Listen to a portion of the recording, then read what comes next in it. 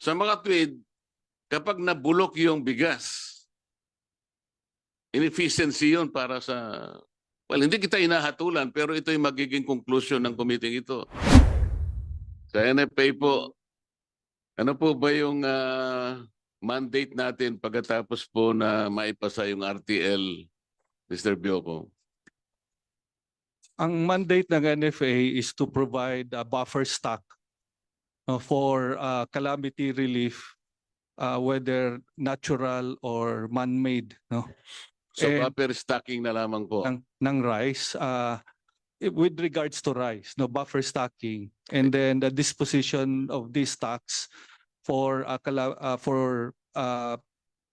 a priority to the calamity relief, no, and then also for disposition of this to prevent the disposition of if it's before it becomes unfit for human consumption, stock as part of the inventory management of NFA.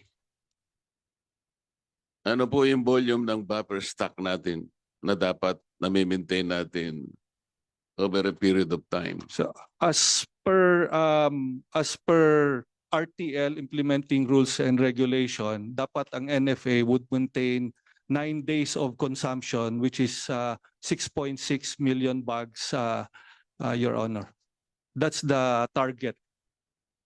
6 point some, ano yun? 6.6 million bags. That's about 15 days or 7 days? 9 days. 9 days, Your Honor. 9 days lang. Mm. Eh kung halimbawa ito'y para sa calamities lang, ilang bagyo ba ang dumarating sa ating bansa in 1 year? Bagyo na lang muna. Huwag na muna yung iba. So usually more than 20, Your Honor. So paano mo binabalanse yung stock kung 9 million bags lang pala? So, alam mo, nakikipag-coordinate ka sa Pag-asa, ilang bagyo over the year ang darating, nakikita mo. Kung 20 typhoons in a year, na-estimate mo kung kailan yung volume. March pa lang halimbawa, alam mo na siguro papasok kung ilan. And then June, September, October, alam mo ba yun? Yes, Your Honor. Well, basically, we look first, of course, Hindi, paano nyo na manage? Sabi mo kanina, judiciously manage. Kamong ganun. So in the face of 20 regular typhoons that visit our country, paano mo judiciously na ma-manage? Para sa ganun, napupunan mo yung pangangailangan ng apektado sa calamities. based so yun ang study ng NEDA after the law was approved, no, in 2019. So based sa study recommended by NEDA and other government agency, the joint study, ang risk is about recommended the buffer stock level is 9 days, no. This is equivalent to more or less Hindi, paano mo na-manage nga eh? Paano mo nalalaman kung kailan darating ang bagyo? 20 nga yun eh. 9 million bags, paano mo i-distribute over the years? Yeah. Hindi naman natin ang bagyo talaga based on study, we need to provide 6.6 na standby, na strategy, 6.6 million. Alam natin yung buffer stock. Ngayon 20 typhoons ka mo in a year. So paano mo judiciously na ma-manage yun? Paano mo nakikita yung pagdating ng bagyo, sari-saring bagyo to over the year? 20 typhoons ito eh. So tinatanong ko lang kasi kung paano sa NFA ninyo minamanage yung stock para hindi mabulok yun. Kasi sabi mo nabubulok na eh. Your Honor, with your Bigyan mo kami ng idea para sa ganun. Halimbawa, January, February, March. So, okay. May bagyo bang darating yun? Pagkatapos yung susunod na quarter, ilang bagyo ang darating doon. Ang susunod na quarter, ilang bagyo ang darating. Hanggang sa katapusan ng year, na ma-manage nyo ba ng tama yung stocks? Kasi 9 million bags lang eh. Your Honor, actually 6.6 million bags ang 9 days natin equivalent, no. Ang start ng typhoon natin season is July, no, of the year, no. July, August, September, yun yung mga malalaking bagyo hanggang December, no. Ang stocks natin sa NFA when we buffer most of this is procured from the farmers September, October, November during the wet season, no, of the year. And then we stock this to make sure that we will be able to make available this rice for the following year, no? So normally yung nabibili natin ng September, October, November, tinatago natin yun ng palay, and then by May, June, April, May, June, we have to make sure that this will be milled so that we can position this already all over the Philippines based on risk and probable demand from each provinces, no? So naglalagay na tayo, even Batanes, by February, March, naglalagay na tayo ng forward stock sa kanila. At we try to keep as preserve the shelf life as long as possible, no? Kasi may shelf life, no? Based on study, after 3 months, nag-start na siya mag-deteriorate, no? So if we buy it September, October, November, 6 months after, we have to mill them. So pagdating ng April, May, June, dapat ma-mill na siya at make it standby already as the buffer stock in case na merong calamity, no?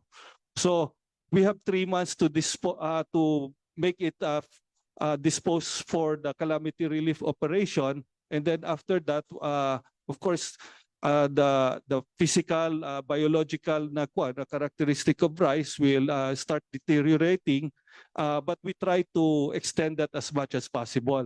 Kaya ang hinahikayat natin, my big part of my job is to make it prepare na instead na 6-3 rule, imo-modernize natin yung NFA na magiging 12-6, no, 12 months as palay na reserve para ma-extend natin yung shelf life para ma-avoid natin itong distress selling, no.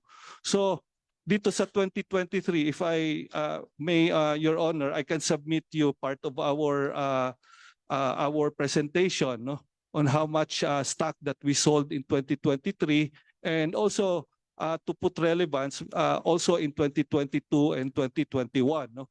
Sa 2023, our stock Hindi ko maintindihan ang paliwanag mo, Administrator, eh. Sa haba ng sinabi mo, hindi ko talaga makuha, pasensya ka na, no? Dahil ang pinag-uusapan natin, paano mo ba ini-stock para hindi mabulok? Kasi sinasabi mo rito, kaya mo nabenta ng 25 pesos per kilo dahil nabulok eh. Kanino ko pa ini-insinuate sa'yo na paano nyo ini-stock yung 6.9 something million bags para i-address yung pangangailangan ng ating mga kababayan sa panahon ng calamities lang naman ito. Ito lang yung mandate mo eh. Buffer stocking ka lang eh. Sa mga tweet, diniisip ko, ang isasagot mo rito, nakahanda yung mga warehouse mo na paano ba yun? Yung warehouse mo ba walang facility na bakit sa Japan pinagtanong ko kahit na 10 years hindi pwedeng mabulok yung yung bigas. Hindi ko malaman kung pinag-aaralan ninyo talaga kung paano pag-i-stock, kung ang pangangailangan ay talaga para i-address natin yung nawalan ng pagkain sa panahon ng mga sakuna. Wala ba tayong facility na kapag binili mo to ay hindi naman mabubulok sa sandaling panahon lang? Meron, pumunta ka sa ibang bansa, merong mga facility sila na ilalagay sa mga bodega para yung mga bigas ay hindi mabulok kaagad? Wala ba kayong ganon? Your Honor, no, Hindi, wala pa kayong ganon. Meron o wala? Wala sa ngayon, Your Honor. Kaya We nga only hindi have namin warehouses. maintindihan paano ka nag-i-stock eh. 6.9 million bags. Hindi mo maisa-isay sa amin kung paano mo ito na ibubukod sa pangangailangan ng mga kababayan natin sa panahon ng mga kalamidad. Kaya pala nabubulok. Bumili ka ng palay, sino ay nagmi-mill? Kayo din? NFA tsaka pinapa-contract yan sa labas, Your Honor. Magkano ba yung pag bumili ka ng 1 kilong palay, magkano ba ang recovery rate? 63% ang target namin, Your Honor. Mali yun. Dapat 65%. Magtanong ka sa ibang mga bansang katulad natin, yung minimum para hindi kayo nalulugi, 65% ang rate of recovery. Paano yung darak? Ang darak is part of the milling service na kung NFA, binibenta natin yon ng NFA, Kaya ako Oh. sinasabi, Kung- ano ba sa English yung darak, Karaps? rice bran. Ha? Rice bran, Your Honor. O brand. Hindi ba 10% ito ng ang nare-recover mo sa darak at may bebenta mo ito either 15 to 25 pesos tama per kilo. Yes, Your Honor. O paano yung Prevail. binlad? Binlid pala. Binlad pala Kapampangan. Pasensya ka na, Kapampangan ako eh. Yung binlid, ilan ang recovery rate? Sorry, yung Hindi mo alam yung kasama na binlid. yun sa kasama na yun sa rice bran na Kaya nga tinatanong ko sa iyo, ilan ang recovery rate ng binlid? usually mga kasama yung sa sa rice bran 8 to Alam ko 10%. kasi usually, magkano nga ang recovery rate? Binlid. Per kilo. Tingnan mo Magkano per bumili kilo? ka ng 1 kilong palay, Ah, recovery rate 65% magiging bigas. mm, Yung darak, bran, is 10%. mm. Yung binlid. Bidlid mga 2-3% lang yung Honor if I'm not O yung mistaken. sinasabi ko sa iyo, kaya ako binabanggit ito kasi makakatipid kayo ron. Kung halimbawa binigay mo na sa miller yung binlid at saka yung darak, ibig sabihin mababawasan sa cost. Yes, Your- Nabibili na ibebenta na ibabayad mo sa kanya, hindi ba? meron tayong proseso na approve Your Honor yung Hindi sasagot payment ka in muna kind. ng Payment in kind for the milling services. So bibigay nila, this is approved na guideline. They will provide us based doon sa test milling na minimum of 63% na recovery. Tapos yung rice hull and other byproducts sa kanila na yun as the payment for the milling services. Alam mo kasi kaya ako tinatanong ito, Administrator.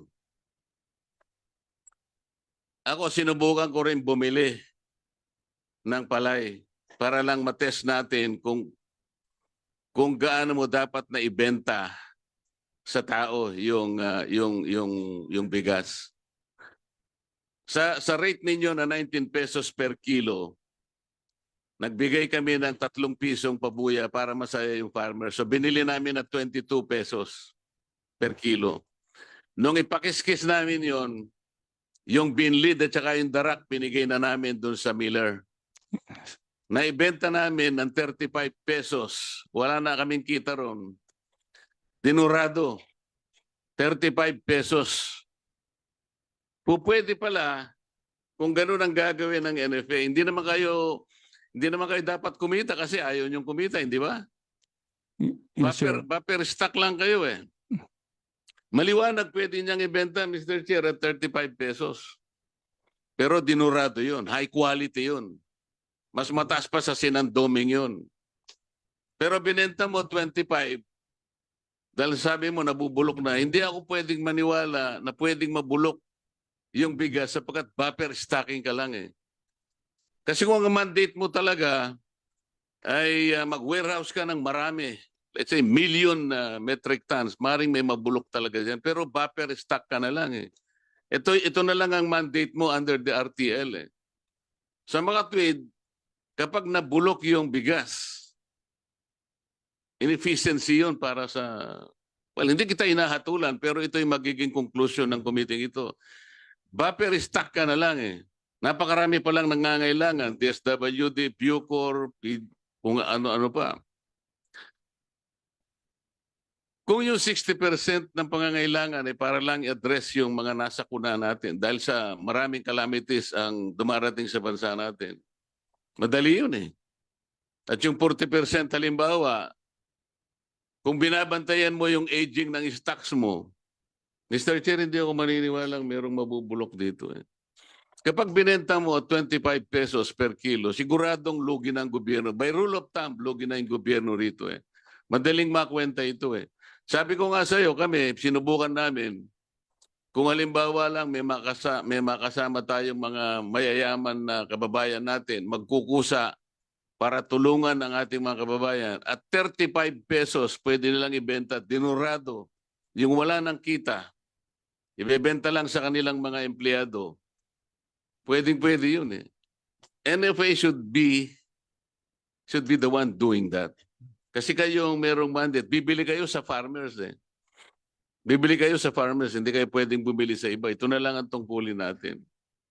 So bakit, Mr. Chair, bakit kinakailangang mabulok? Hindi pwedeng mabulok eh. Buffer stocking ka na lang. At kung ikaw ay nakikipag-coordinate sa pag-asa, alam na alam mo yung dating ng bagyo. 20 typhoons in a day, ay in a year. Pero yung malalakas dyan, 6 to 7 lang. Tama, Administrator? Yes. Hindi Yes, sir. naman lahat ay malalakas eh. Mga 6 hanggang 7 lang ang bagyo. Tsaka alam mo yung tinatamaan ng malalakas eh. Hindi naman lahat ng region natin tinatamaan. So, Mr. Chair, ang conclusion dito ay merong kapabayaan ito parang kung ibabase po sa mandate ninyo na ang talagang tungkulin nyo na lang ay alalayan ang kababayan nating nasasalanta ng maraming mga kalamidad na dumarating sa ating bansa at mabubulok pa po yung palay na inyong binabantayan, hindi na po ninyo nagagawa ng sapat ang tungkulin na iniatang sa inyo. Pasensya na po kung yun ang conclusion, ngunit mahirap pong baligtarin yung ganunong pananaw kung ang pag-uusapan lang ay ang katwiran na nabubulok po yung inyong mga bigas na itinatago sa inyong mga warehouse. Salamat po, Mr. Chair.